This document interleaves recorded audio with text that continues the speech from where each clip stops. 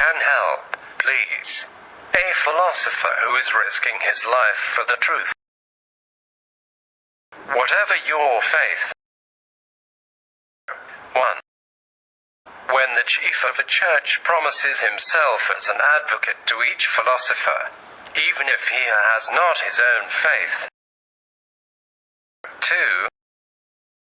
When he makes him willingly to run risks all that is good, holy and true. 4. Exceed the insulation. 3. And then, the same chief of the church is with him as prosecutor and not defender. 4. And then, the same chief accepts that the poor man who was so driven to take risks, who is fasting now for more than a month, remains isolated and marginalized exactly by him. I ask you, how can you accept this all? The chief of this church was Pope John Paul II, the Father of Catholics. He, in 1998, in the encyclical letter entitled Fides a Ratio, pushed philosophers to risk willingly and promised to be a defender. And now the only philosopher in the world who believed him and tried the new rational path that would lead to the truth expressed by Jesus Christ, life's fasting and risking, the health and death. In fact, it is the same papacy that keeps it well insulated, even if this poor man is a lay Catholic missionary and not a non-believer. The Vatican is in this way with a callousness and a monstrous inconsistency frightening. Among the Catholics and the Italian press there is great reluctance to deal with this topic that throws a bad light on the Vatican. I think then it is job of other faiths intervene to rescue this poor philosopher, in whose life nobody is interested. He will pay with his health and perhaps his life. It will be for him a form of punishment for having believed too much the promises of a Pope. This philosopher fasts for over a month, but his shares need not be judged as a hunger strike.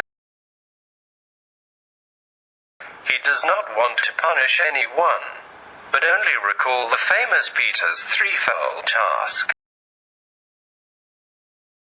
Entrusted by Jesus to love his flock. If Peter loved Jesus,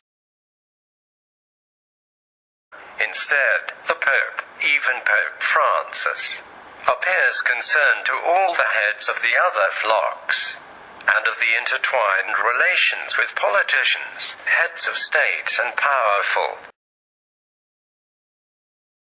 Meanwhile, the Good Shepherd of the flock of Jesus abandons and ignores the lost sheep of his flock. Even when this lost sheep has placed the decision of life and death only in the Pope. As it is written on the Gospel of Jesus, if the men, citizens of the world, have the sense of human justice, they must help this poor man he decided to pay in his flesh, like a consecrated victim, because God might remove the evils that still exist in the church to which he belongs. Help him live, please.